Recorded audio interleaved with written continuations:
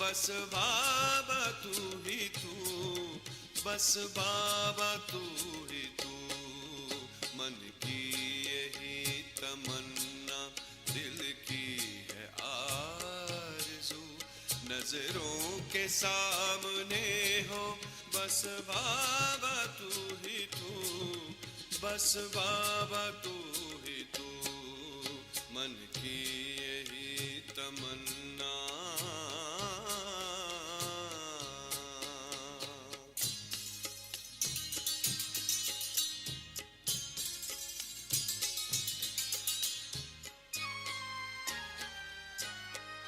पहले भी सामने थे, अब भी हो सामने, रहेंगे साथ हम सदा, कहा है आपने।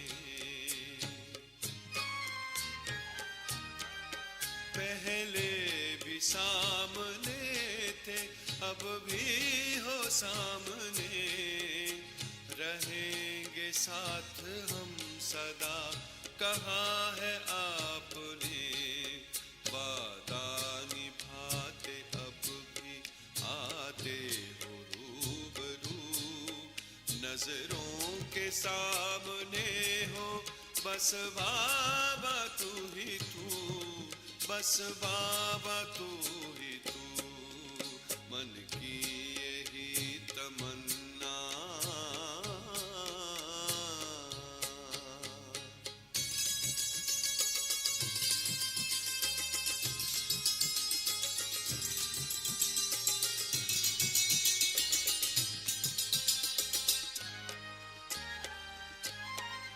वो पालना वो शिक्षा हम आज भी तो पाए, मधुबन की हर दिशा से आती तेरी सदाएं। वो पालना वो शिक्षा हम आज भी तो पाए, मधुबन की हर दिशा से आती तेरी सदाएं।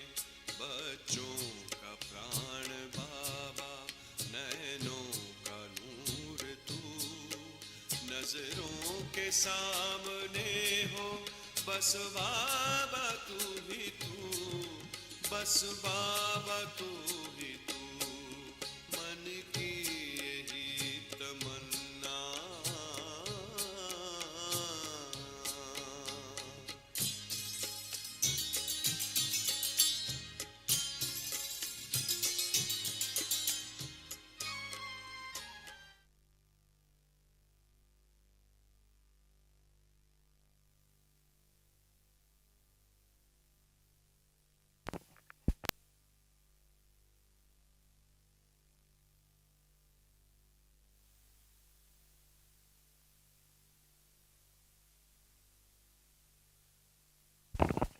So, Om Shanti, good morning. So, welcome. So, today's topic is living in the paradigm, new paradigm, living in the new paradigm. So, we have Sister Margaret with us.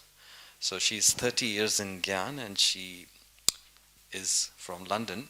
She's helping in the education department in Global Corporation House, and she helps in coordinating Raja Yoga courses and sustains students in Global Corporation House. She's a part of team of International Teachers Training at ORC since 2013. She lived with Dadi Janki, Sudesh Didi, and Sister Jayanti in Om Nivas in Tennyson Road, which was the first house when they left from India. That was the first house so she was living with, and so she has been sustained by seniors very well. That was in the Tennyson Road, Om Nivas. And she's an empowered living consultant.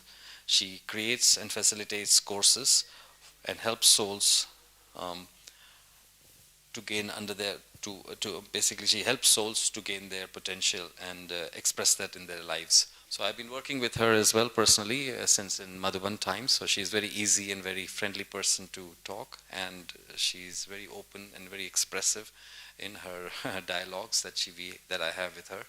So overall, a great yogi, a very senior yogi. So over to you, Sister Margaret. Om Shanti.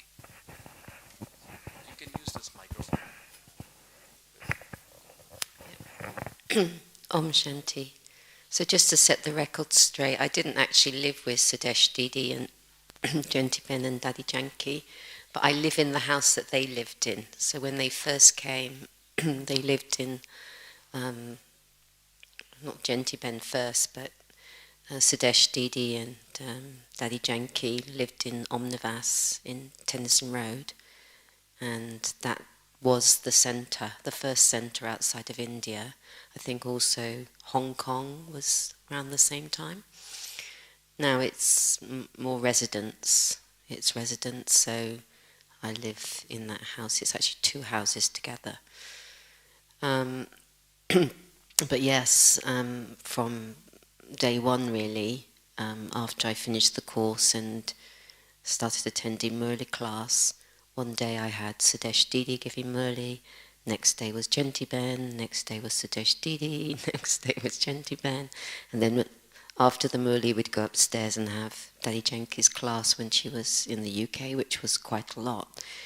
But I didn't know any difference, and now I understand the fortune of it, but that was just the normal. It just seemed normal. So, and it's also a bit interesting because Daddy Janki never told me off. She told a lot of people off, but never me. She encouraged me, and because I think she worked out that I'd already come from quite a strict background, and probably that there was a lot of sorrow in the soul, so she kind of was more always trying to, uplift me and bring out the better side. So yeah, and I remember once saying to her, because I saw there was lots of souls around her, and I said to her, is that what you want me to do? Do you want me to kind of be around you? And she said, absolutely not. She said, our relationship is very subtle, and it's so true. And even today, I can go in front of a picture of her and I almost pick up a telepathic message. So it's a very subtle relationship. Although, obviously, sometimes she did help me understand things, but generally it was more kind of from the encouragement side. So we have a beautiful topic today, living in a new paradigm. And I'm going to just write on the board, and if you want to take some notes, maybe we could use the word paradigm as a acronym, or you could call it mnemonic. I'm just going to put the mic down to get this pen top off.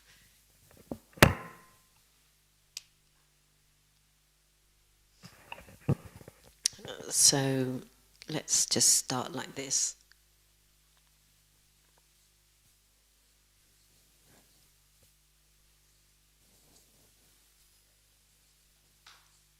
And let's just put it down here. So you could just do the word at the top of the page.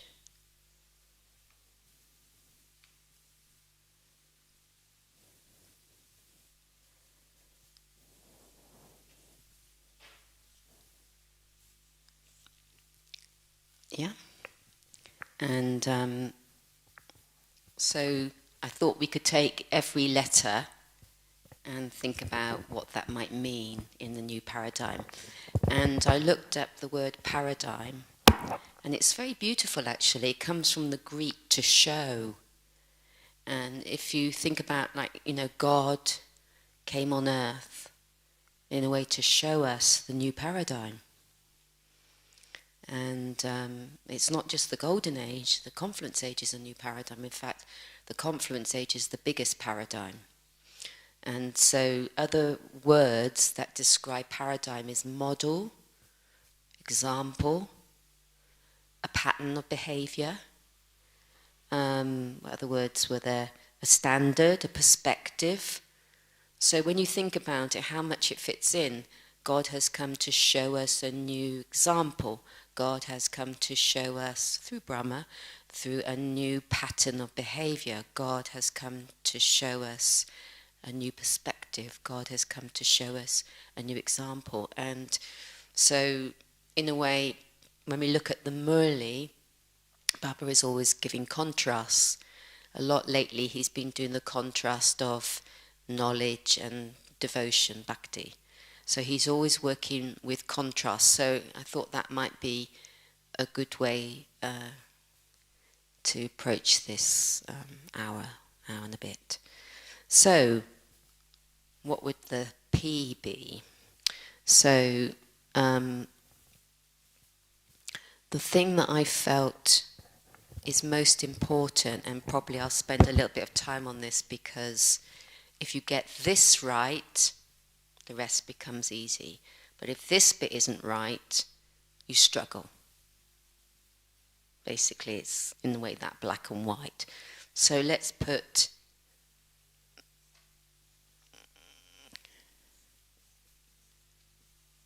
Can you read that? So first would be position. And however I position the self, the rest of life goes accordingly.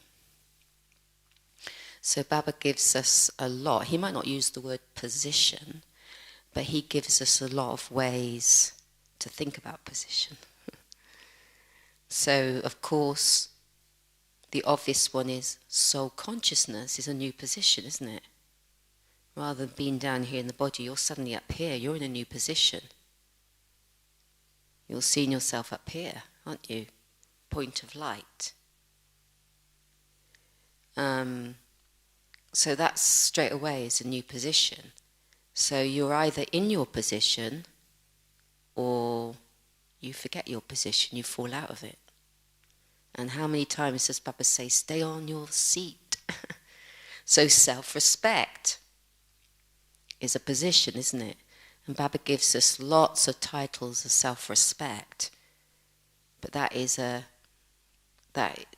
each title is a position that we can hold. So, we can hold the position that I'm an incorporeal soul. It's a very different position than thinking you're a human being. Yeah? Do you see how whatever the position that you have, that you're holding about yourself, your life will be accordingly. So if you're holding the position that you're an angel, the way you are going to act is very different. If you're in the position that you're an instrument for God, the way your life's going to flow is going to be very different. One that I have been working with a bit is, and Baba says it a little bit in the Murlis, avatar. So an avatar is someone that comes from another place. We could say actually that we're all aliens here, but we don't usually use that word, right? Because it's got a lot of connotations, hasn't it? But literally, we are not from this world. So if you slip into thinking that you're from this world, you're in completely the wrong position. If you're thinking that you're the incorporeal soul that's come into this world, then you're in the right position. And your life will be accordingly. So this, I'm so glad that the P came first, because really if you get this one right, your life becomes quite easy. And I remember someone asking a senior once, is this really easy Raj Yoga? Or is it a little bit difficult Raj Yoga? And the answer came, which was so beautiful, when you know who you really are, this life becomes easy. If you don't know who you really are, you'll struggle. Because you'll be kind of got a foot in both worlds. You're trying to be something, but you're still something else. And so, it's really worth thinking about every morning, in the early morning hours, what position do I want to be in today? And one I personally love is, because my Lokik name is Margaret, and actually Margaret means pearl. So one position I like to hold, and it's like quite private, but I'm Baba's pearly angel. Because they talk about the pearly angel, don't they? Or the jewel, the pearl, you know. So I think it's like you can give yourself any name you like in your relationship with God that helps you stay in a position. So sometimes, literally, I feel Pearl is talking to Margaret. So Margaret's just a character in the drama, yeah? But we know how powerful that character is. It's like the summary of half a cycle. So it's powerful and full of, you know, being created by 2,500 years of Ravan and Maya. It's not, you know, it's not so easy to come out of it, and it's powerful, and Baba says it's powerful. So you have to find ways of separating yourself from it and being in your truth, you know. And as I'm saying all this, I am still work in progress. I mean, I've been listening to some of the lectures of the seniors, and I'm like, whoa, there's so far to go.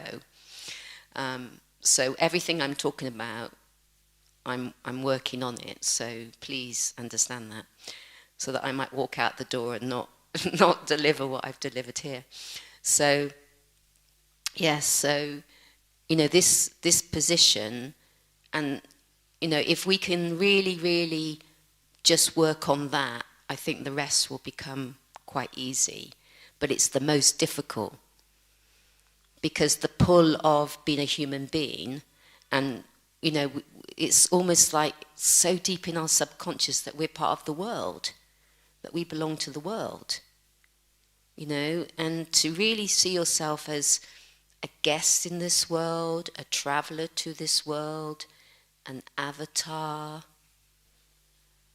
It takes, you know, you've got to use the intellect, the muscle, to build that up, and it's not an overnight. That's why Baba says over a long period of time you have to build up, and you have to practice that. You have to practice being in the soul world and feeling that you're coming down. So, you know, in a way, devotion is very much being here and trying to go up to God. And knowledge is, no, you're from the same land as God. Be there. You are like God. You're a point of light like God. You are a shining star. You are an incorporeal soul. That is the starting position. But often we don't. We're down here, and we're still trying to go up there. So this whole positioning is absolutely crucial. And if you work on it, and you can take a different title every day and position yourself in that, and you will, as long as it's from the Murli, or you know, you'll find that your life will change if you just, you know. But then you have to hold that position, not just morning Murli class. You have to hold that position when you go out to the shops, when you're walking on the street, when you're interacting with others. That's when it becomes the game, right?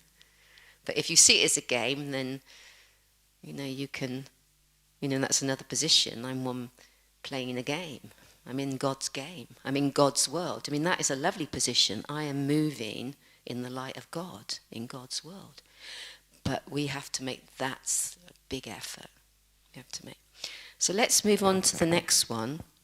And I put for the A, another challenging one, right?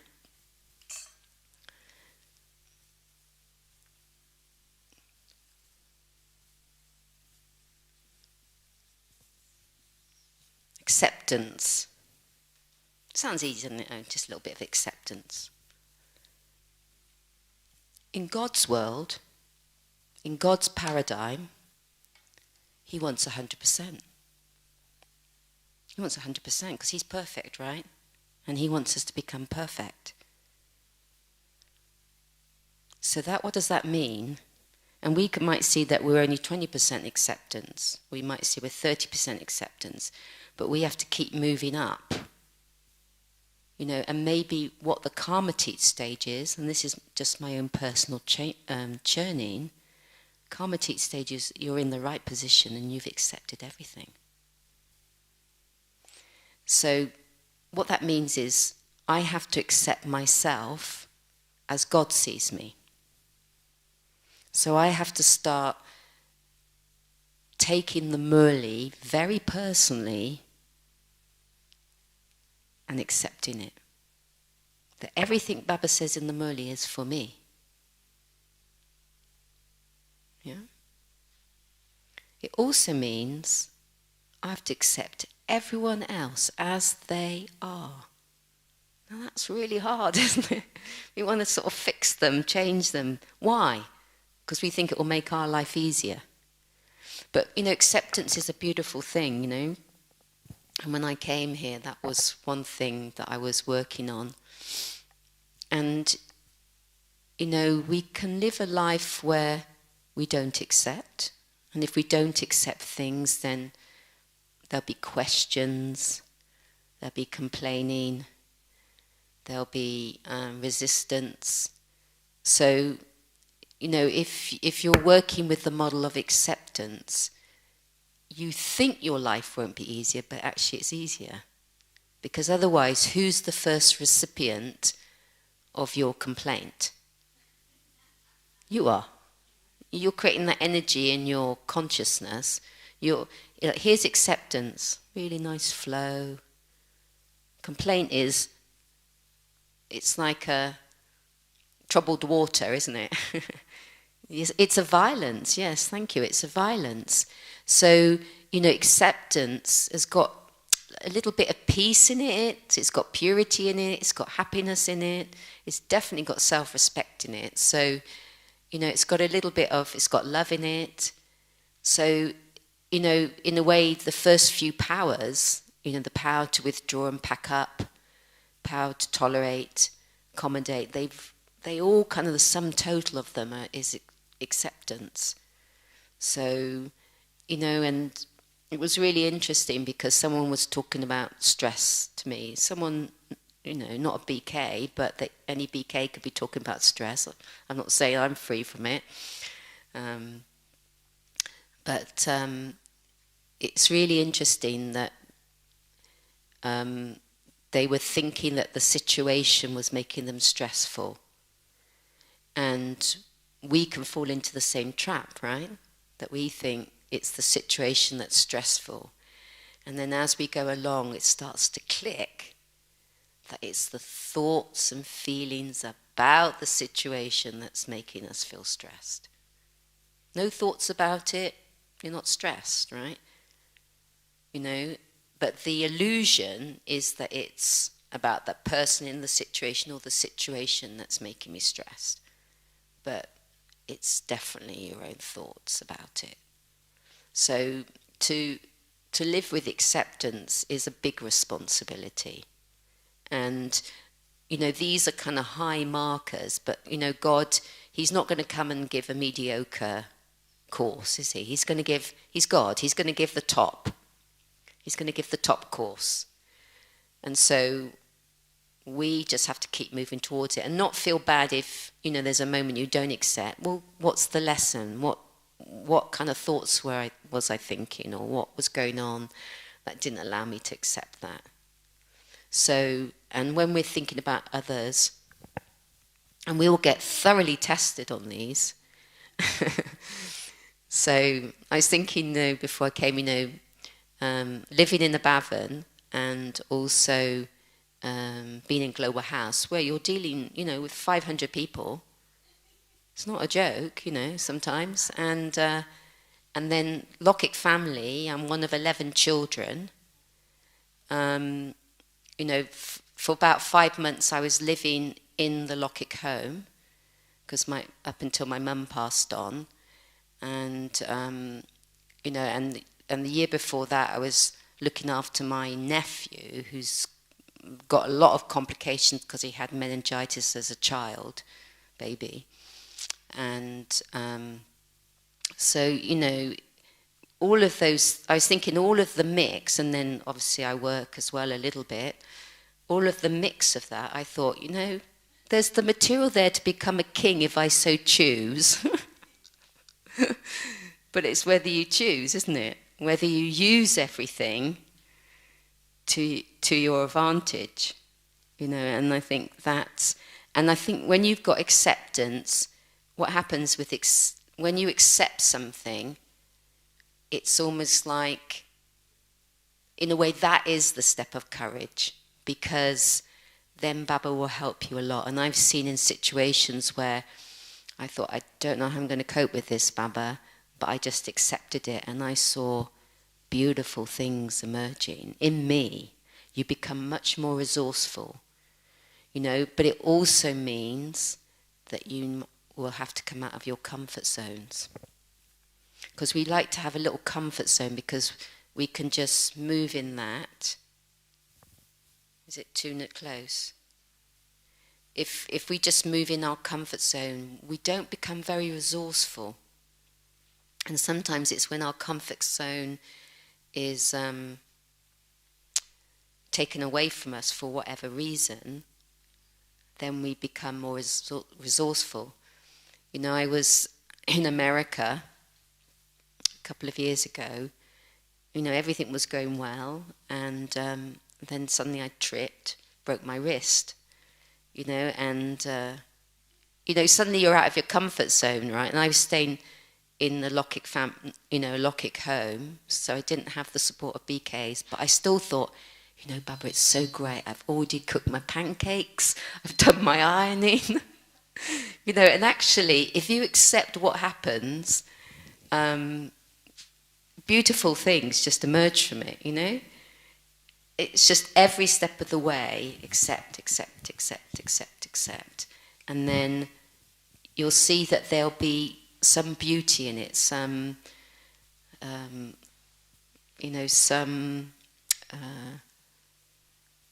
of magic almost. But if you don't accept, you don't see that. You don't see the flow of it. Acceptance has got a flow. So acceptance is like, when people say go with the flow, it's a bit like that. Acceptance. You're going down the river. Whatever situation comes, it is the right situation for your learning, for your growth, for clearing out. It's not always going to be cushy, because there might be something for you to settle, and there might be something for you to learn, but it's all for your benefit. And Baba tells us that. He says, there is nothing at the confluence age that is not for your benefit. Yeah. I just wanted to ask something around acceptance, because, when I really love what you're saying, and it makes sense, but, when I hear that word, or when I've heard it in the past, then there's been resistance. I think the ego resists and goes, I have to accept, that's still that feeling of loss that the ego can have. But if I can work, what is it that you did that brought it for you? And so you felt that it's not, I'm not losing something, and I'm not weak in this, I'm not a victim, but I'm trying to think of example, because I know I'm online that doesn't doesn't kind of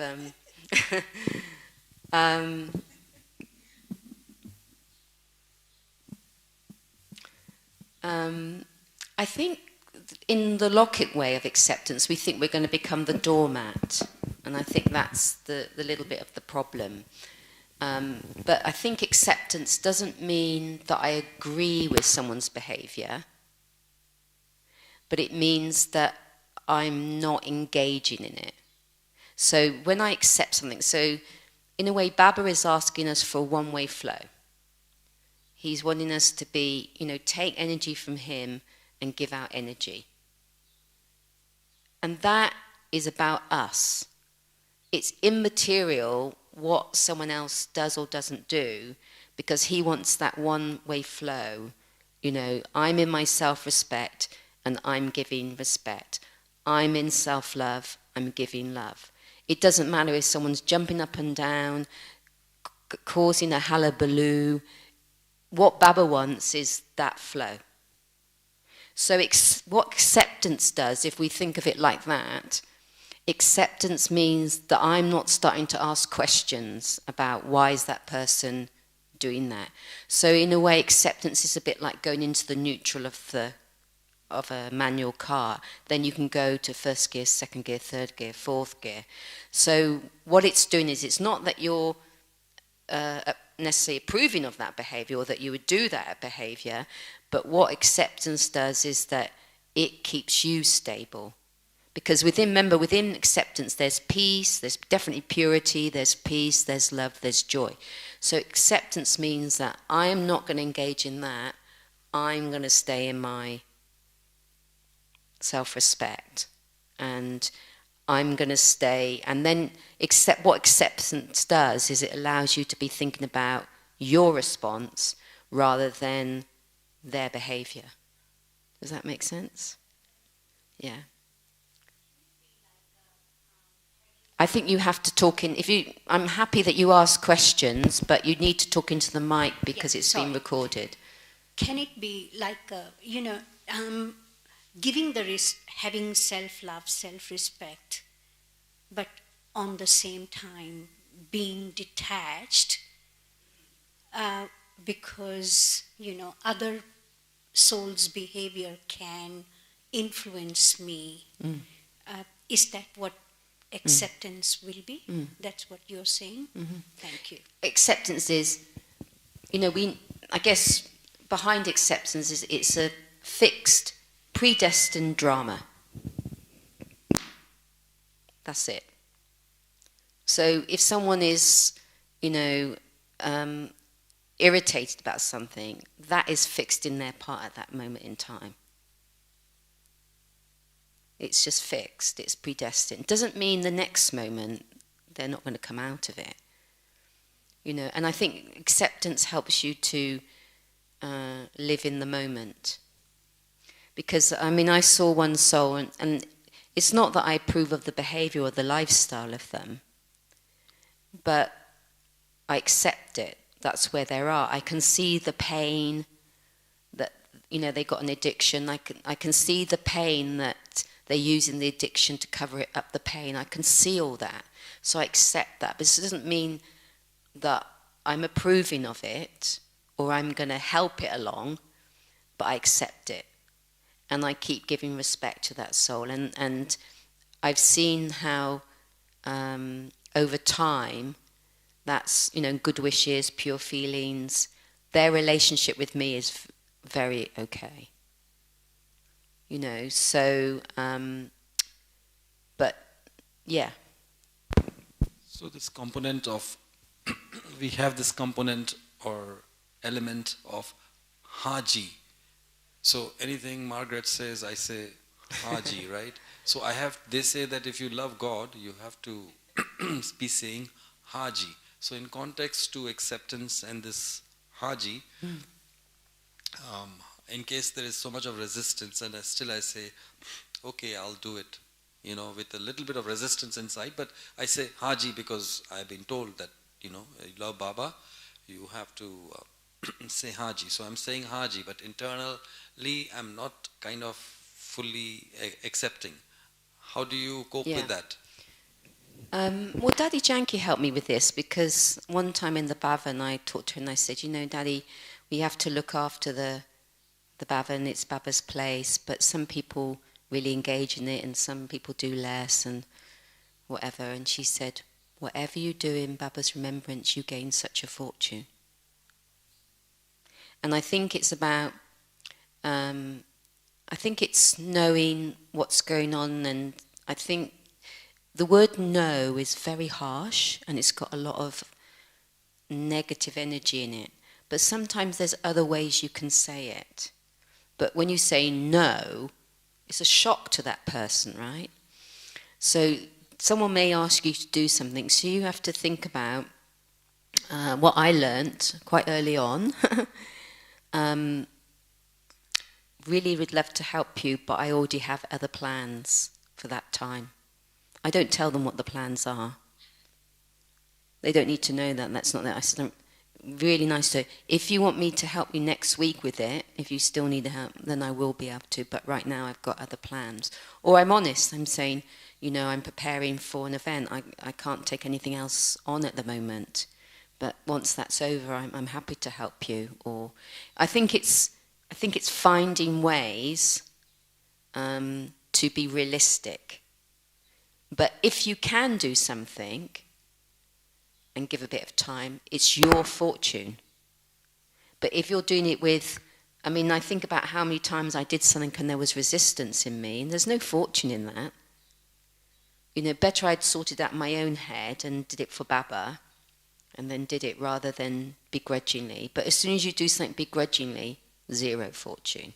But as soon as you bring in a little bit of love, your fortune's going up. But maybe some of the other ones will.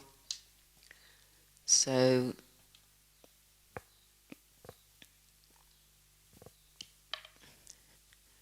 I thought for the R, in fact some of these are becoming a bit different than the ones on my list, but anyway, respect. And I think this is very connected with the position, and maybe I should have put royal respect because Baba really wants, he knows that we hit rock bottom, and I often say to Baba, Baba, you pulled me out of the pit.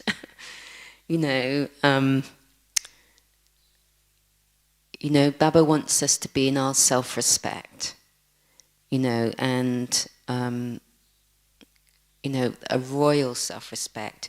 We can think of the royalty of the Golden Age, but really we're in God's family now. What a royal family. The Golden Age is nothing compared to being, one of God's royal children. And, he wants it to show in our face and our behavior, whatever. But to the extent that I have self-respect, I'll give respect to others. If I don't have self-respect, I won't give respect to others. So a lot of the inner work is building up that self-respect.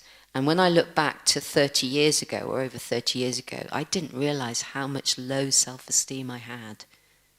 And even if you come to Madhuban, you've got mirrors all around you, Global House, mirrors all around you, and it will show up any kind of arrogance or low self-esteem. And I'm grateful for that, because it can trip either way. And in fact, arrogance is just low self-esteem with a coping mechanism.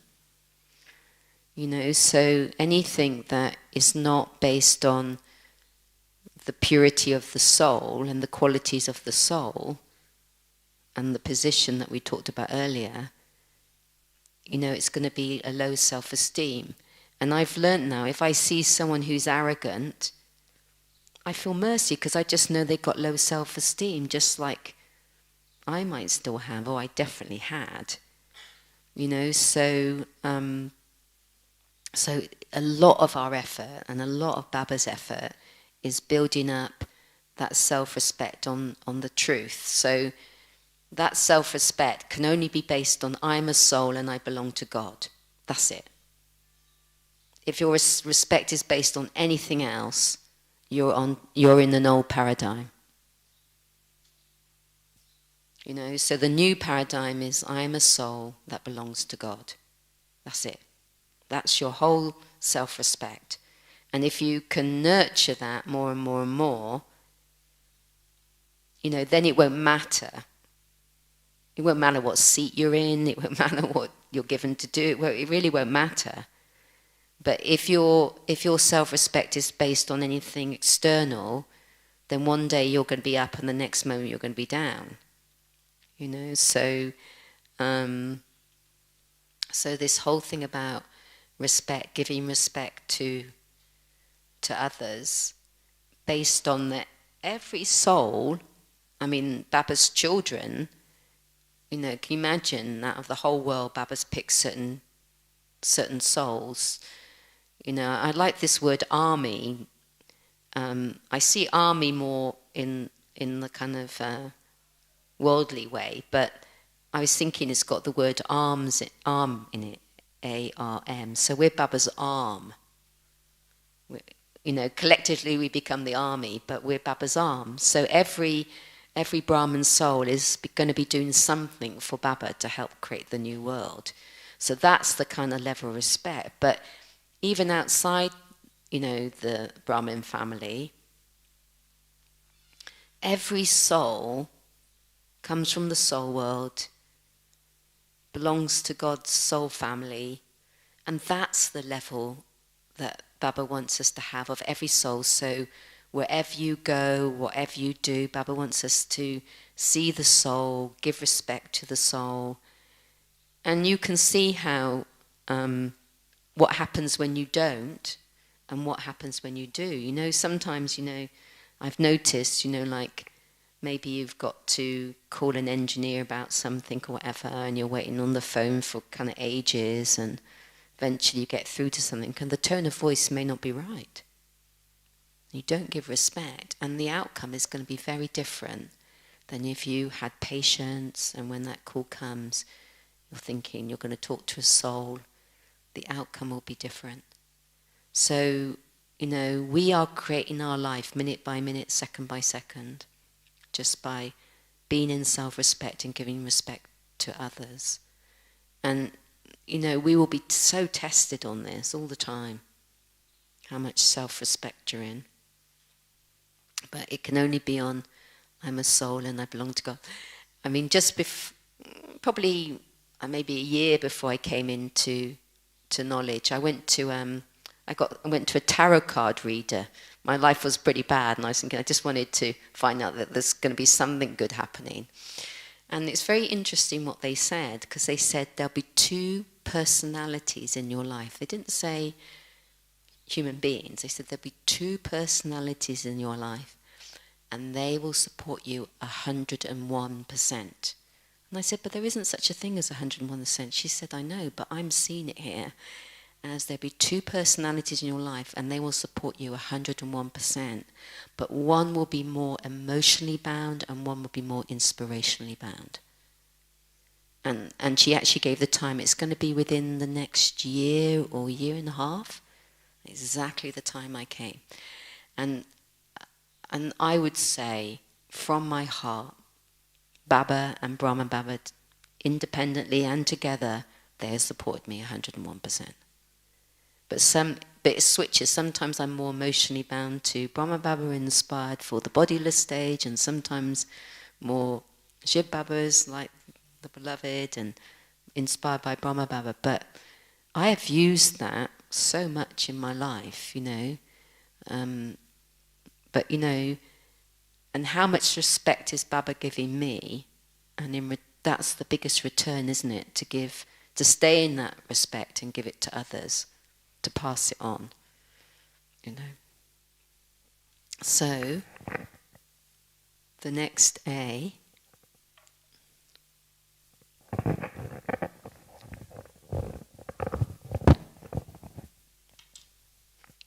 is a very beautiful word. And it follows on quite nicely after respect. Because if you don't respect yourself, you won't really appreciate yourself. You'll be putting yourself down internally. I'm not good enough, I can't do this, blah, blah, blah. Same with other people, same with others, other souls. If you don't respect them, you won't appreciate them. And so appreciation, to me, is about seeing the quality of something, or qualities or specialities. So we can see a chair. We can accept that it's a chair. But when you start to see it's balanced, it's comfortable, it's supportive, these are the qualities. So appreciation is about seeing the qualities of everything. So we can see the qualities of things, we can see the qualities of God, we can see the qualities of others. And how beautiful is it to live a life where you are in appreciation. So in a way, appreciation comes after gratitude. So gratitude is more about you are grateful for what you have. And there's people who write gratitude journals and everything, isn't there? So one way to keep your stage up is to be grateful. And I noticed the first week when I was here, that was the predominant kind of thing going on in my mind was, wow, thank you, Baba, thank you, Baba. It's almost like, having a kind of consciousness of gratitude for all that Baba's giving, because what he's giving us is so amazing, but sometimes our intellects are a bit small and we don't really get it. But it's like, it's so huge. God has come on earth and he's educating us, ready for kingdom of heaven. But even before the kingdom of heaven, look what he's giving us: a family, beauty. He's giving everything. And so to live a life where you're grateful for everything. We live in cultures where we just turn on the tap and there's hot water. Be grateful for it. People don't have that. We have food on our plate. That's drishti, gratitude. Or everything, be grateful. And then once you've got that gratitude going, then appreciation is kind of like the next step. You start seeing the qualities of everything.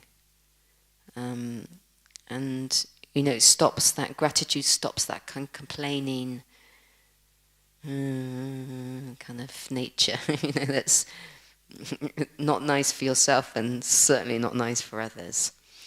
So they talk about in positive psychology that gratitude and appreciation are the two highest, and when kind of qualities, they really help your consciousness. I mean, we're given something higher than that, which is elevated thinking. But when they did the water crystals, Dr. Emoto did the water crystals, the one for thank you was so beautiful. So imagine in your consciousness, you're grateful, you're appreciating. Not only is it helping your consciousness, but it's helping your whole body. It's picking up that message. So your body's going to operate differently. So, and you're creating that environment. So, even on that kind of level, it's such a beautiful. But Baba's, wants us to see virtues or specialities. He wants that to be the game of our life. Just as we meet people, what's their speciality? What's the virtue Baba sees in them? He wants us to be seen like that. The old paradigm is when you see a negative. The old paradigm is when you see a mistake. The old paradigm is when you see, you make a judgment or you have a prejudice. These are all part of the old paradigm. The new paradigm is qualities and specialities. So you can see quite a lot of contrast between the old paradigm, which Baba would class as rather than the Maya's kingdom, and the new paradigm is what God's creating. So he wants us to live in the new paradigm. But he also knows that we're addicted to the old paradigm. It's an addiction. Just like any addiction, thinking, feeling about the old world is the biggest addiction. To come out of that addiction, but unless you've realised you've got the addiction, you won't come out, you won't get the help. And I think maybe for most Brahmins who've been on the path a while, there's a point when they say, Baba, I'm full of all the vices.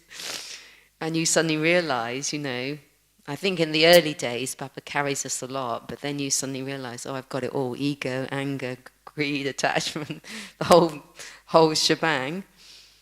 And then I think you start taking help from Baba, and there's a point where that becomes clear, So, so what do you think with the DB? It could be, couldn't it? I'm going to put something else.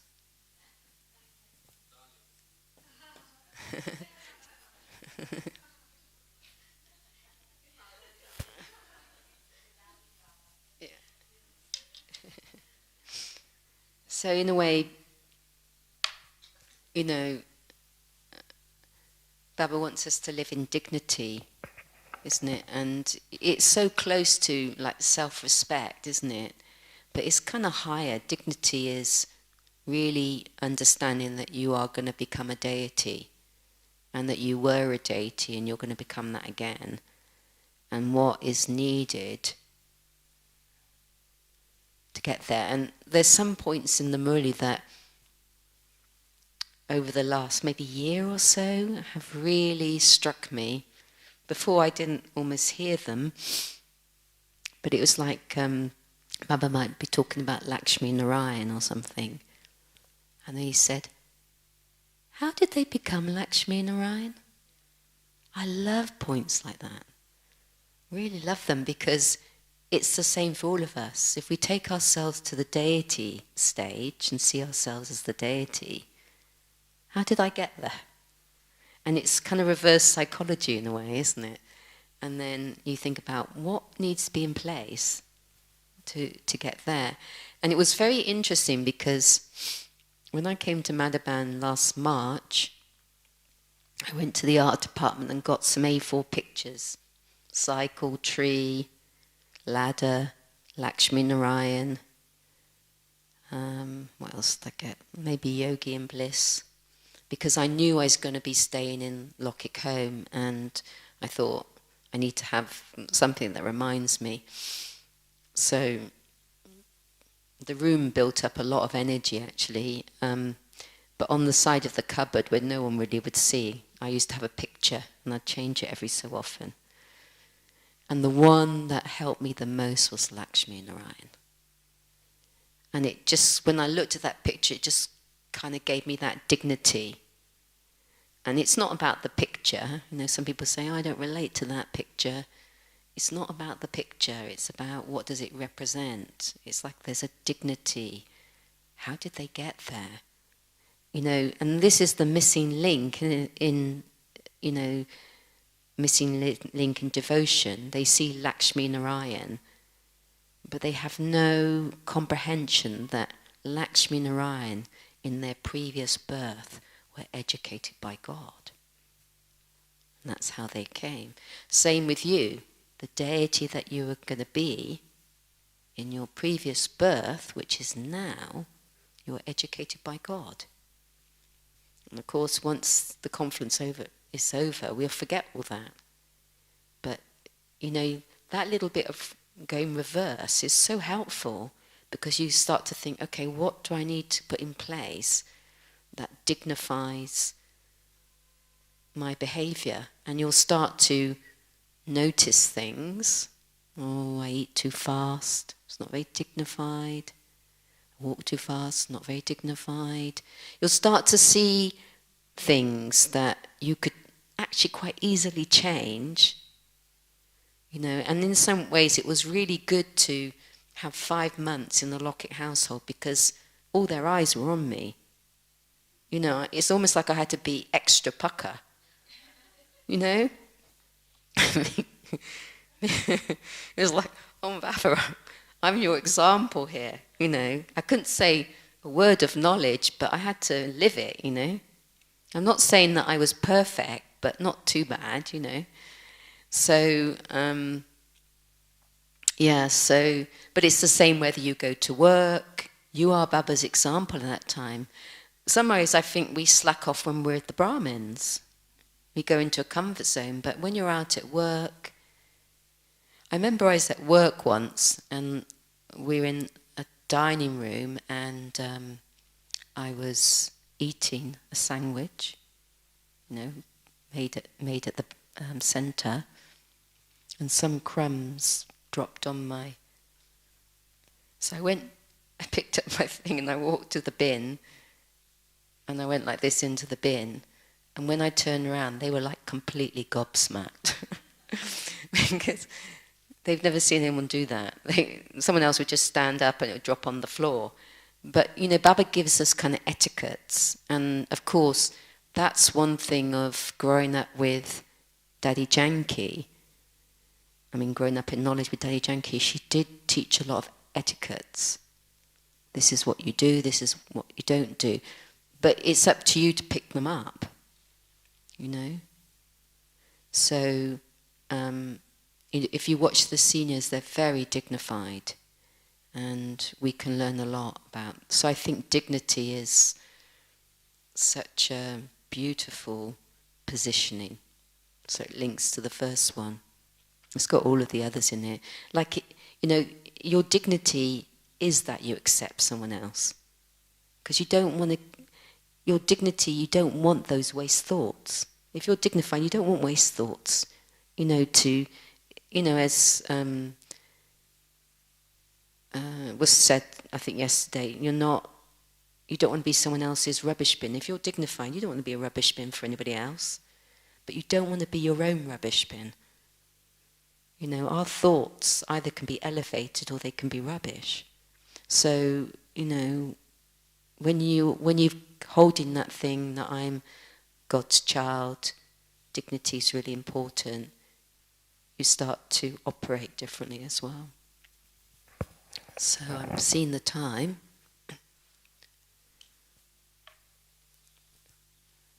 What do you think the eye's going to be? Oh, it could have been that. Could have been that one as well, but it's not. That's a good one too.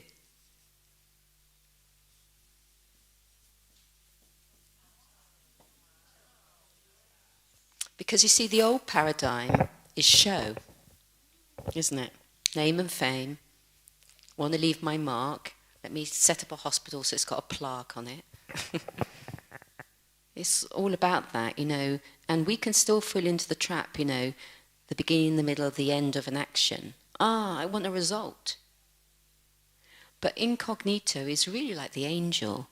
You are an instrument for God. You are glorifying God. You come and you do whatever you've got to do, you leave. You know, it's not about leaving your mark. It's about leaving an energy. Isn't that playing like a little bit downplaying yourself?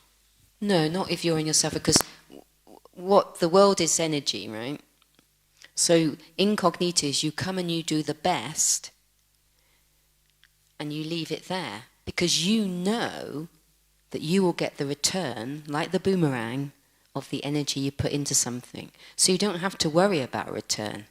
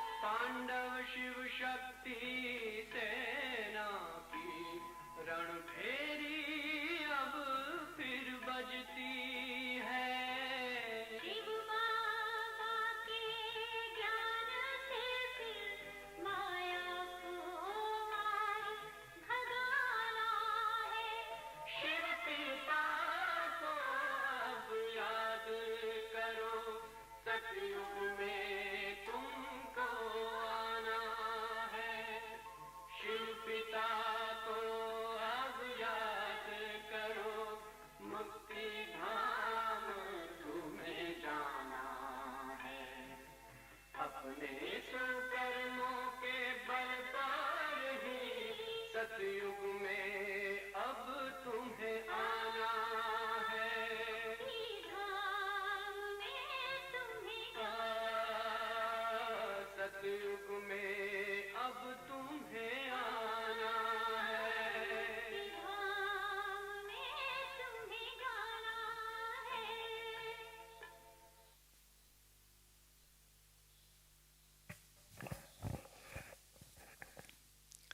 So in the old paradigm, we want to be recognized, we want feedback,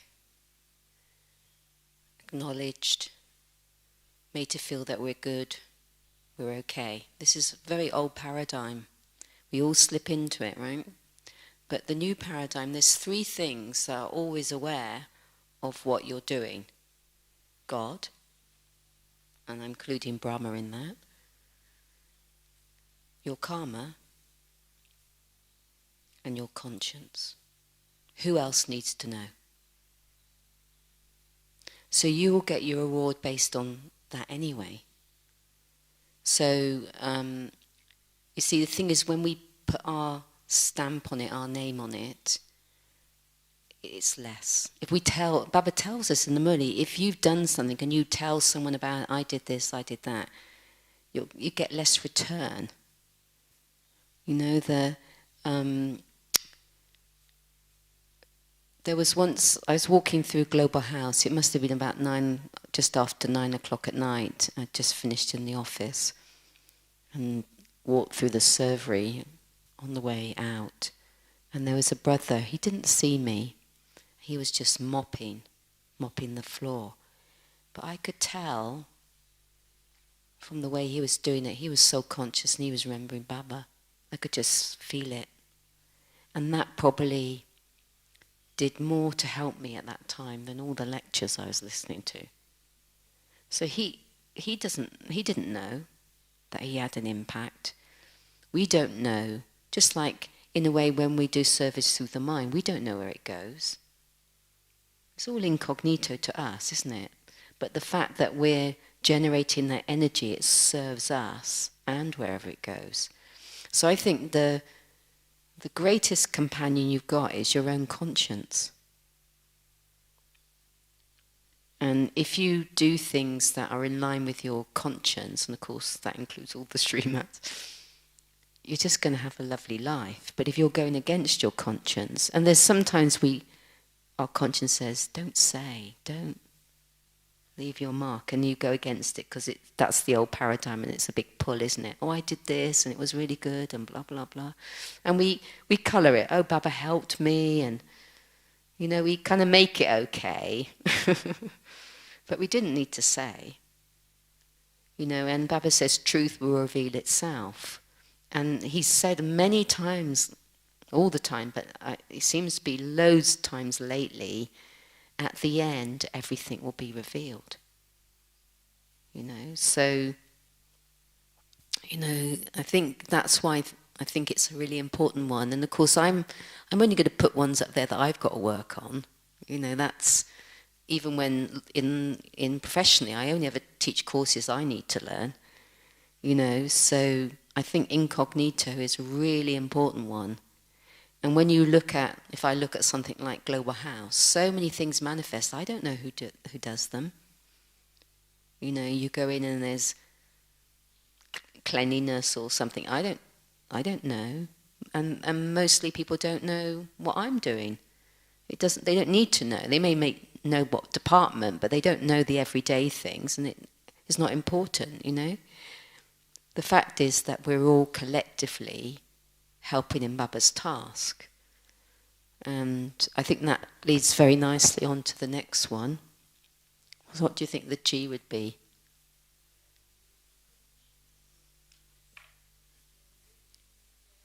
Let's go a bit higher.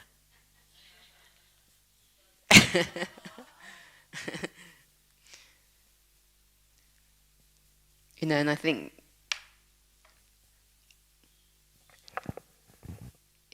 we can either mix everything or we can think everything's for God.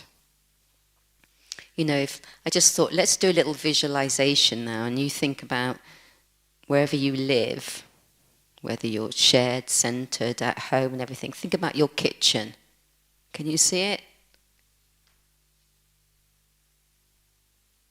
And it's much easier if you think everything belongs to God.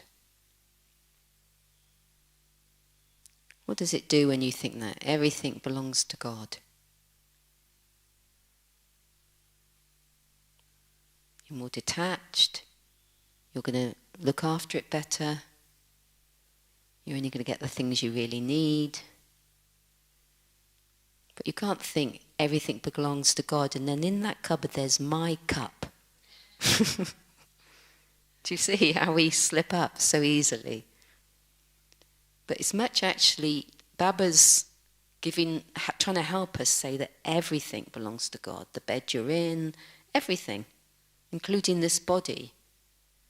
It's for God's service now. If you're thinking about that positioning and you're an avatar, this body is literally for God's service. There's nothing else it's for.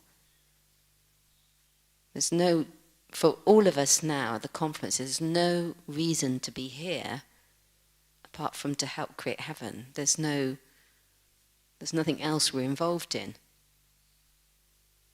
Really, is there?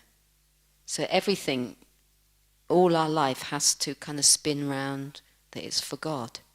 And when that becomes clearer and clearer, and it takes a while, doesn't it? Because a lot of clearing out has to happen of our consciousness. So even, Baba says, even when you go to visit your family, you're there, their souls belong to God and you're going there to spread some godly energy. And you might take some godly toli with you and you just have to make it all about God. And the more you do that, actually you're protected. You're protected. Whereas if you think, and Baba says that a lot in the Mir, make mera terra, isn't it? So you make mine yours, and that's what he's trying to say, everything. Make it easy for yourself, everything. Everything you're wearing has come from God. But where we get confused is if we paid some money for it, we think it's ours. But if you think about money, it's just another energy, and if I paid money for something, that allows it to be in my vicinity to use, but doesn't mean I own it. It belongs to the earth. Everything in your kitchen, and even your body, and all the things in your house, they belong to the planet. And you, the soul, belong to God and the soul world. And more we have to really understand this separation. Because there's going to come a point when it's all going to go. And if we haven't seen it as God's, and we still see Maya about it, we're going to suffer, aren't we? So Baba makes it very clear, no one will ever die, no one loses anything. Everything that you know is going to go, but you're getting golden age. I mean, it's much easier for us than people who don't have this knowledge because they can see everything's going to go, but they don't know the next chapter. And that's why Baba's so keen for the message to go out, because he wants souls to feel secure. This is family. He wants everyone to get the message so that they're not worried. So, and also it's like as soon as if you're thinking, and I think there's a tendency in this one to get a bit over-responsible, but when you suddenly think, God's responsible, it just makes you feel so relaxed. God's responsible, he's going to get it done. He's my 101% support. He's going to get it done. And you suddenly think, when you make that shift, and sometimes you might have to go through misery to get to the point where you let go. And then when you let go, it all starts to turn around. And in order to get you back to God, you may have to go to a senior or whatever who will very gently give you that right perspective. And so, what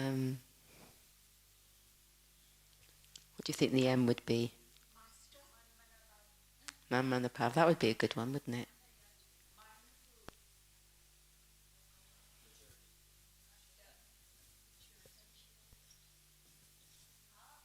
Magic. You see, we have to expect miracles and magic.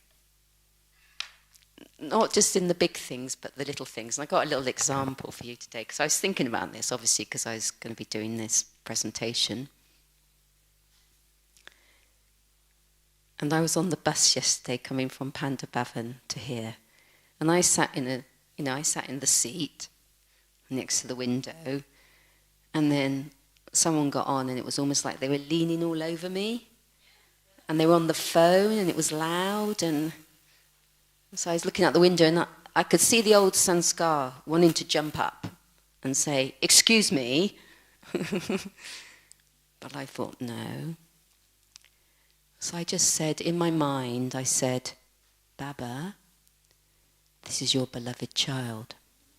Baba, this is your beloved child." And without me knowing, somehow they moved over and suddenly I had a lot of space. And I think this is the new paradigm, because we don't always expect magic to happen, but we are living with God. We're living in the new paradigm with God.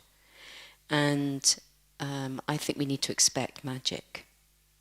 So that's just a little example. But in bigger situations, I've also seen when something happens and I just tell Baba about, "Baba, this is the situation that's happening right now."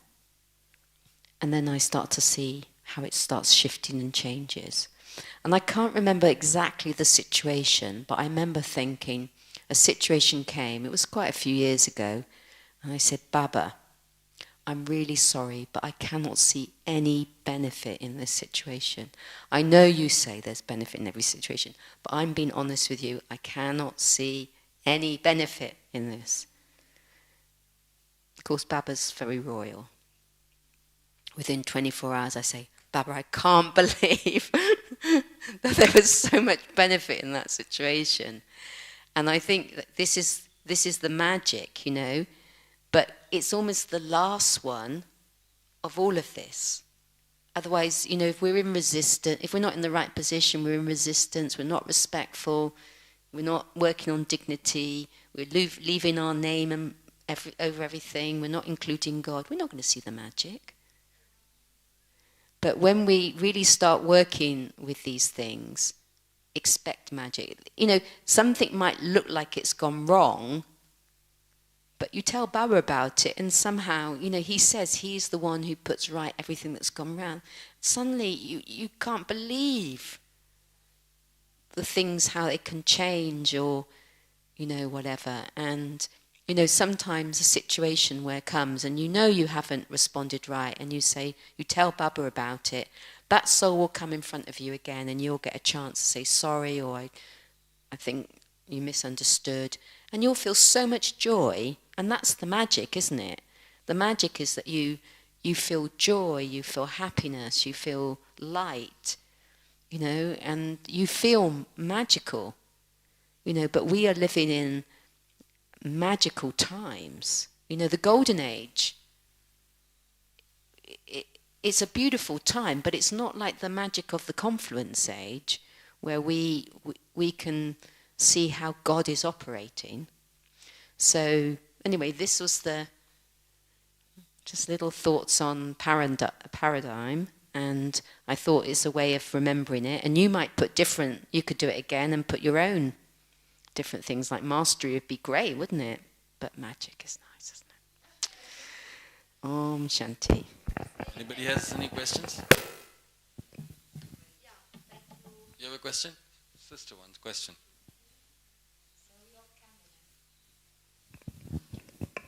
Om Shanti. So for all of these words that you've put there, we need relationships with Baba, yeah, in order to manifest them. So what is the foremost relationship that you think would be important to create this situation?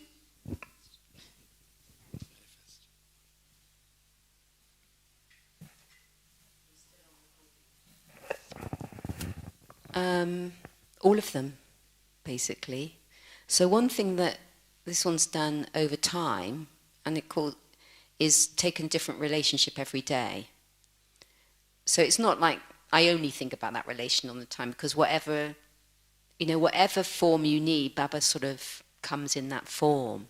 If you're connected with him, he'll take on that relationship. But generally, Monday, teacher; Tuesday, beloved; Wednesday, father; Thursday, Satguru, which is obvious; Friday, friend; Saturday, mother; and Sunday child. So there's a kind of consciousness all the time of kind of invoking that. So same thing with qualities. You could put wisdom with the teacher, and bliss with the beloved, and power with the father, and purity with the Satguru, and happiness with the friend, and love with the mother, and peace with the child. And so you have to find your own way of playing with Baba, with these things. And that's one thing, I've done it over many, many, many years. So you then get, you see the relationships that are easy for you, but you see the ones that are less easy for you. And probably the one that was the most easy was friend. I think I had God as my friend before God as my father.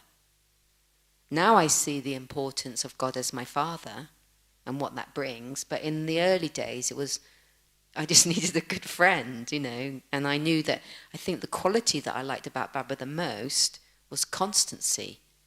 That he was always going to be there.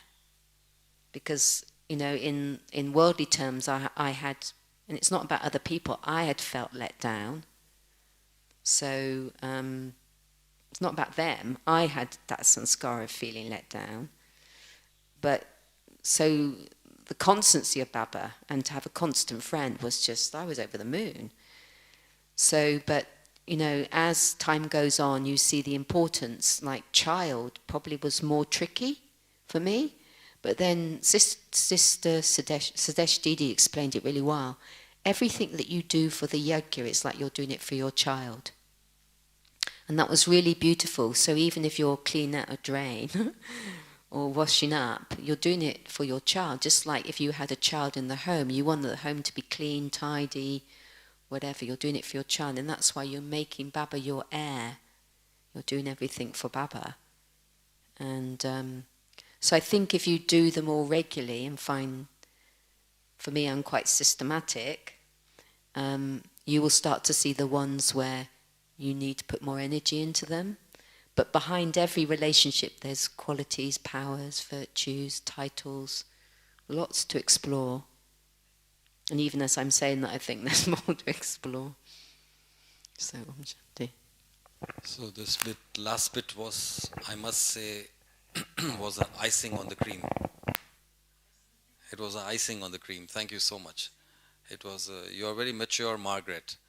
And really this class was very realizing oriented. First I thought I must not attend it, but then when I attended it, I feel I'm so empowered. Thank you so much for labeling all that and shifting us to that new paradigm. It really helps to know that we are doing something very productive. That was for myself. Thank you so much. And it's also, you can just start doing the contrasts. When something comes up in your mind, you think, oh, paradigm. Just don't go there. What's the new paradigm? And that's kind of helpful, isn't it?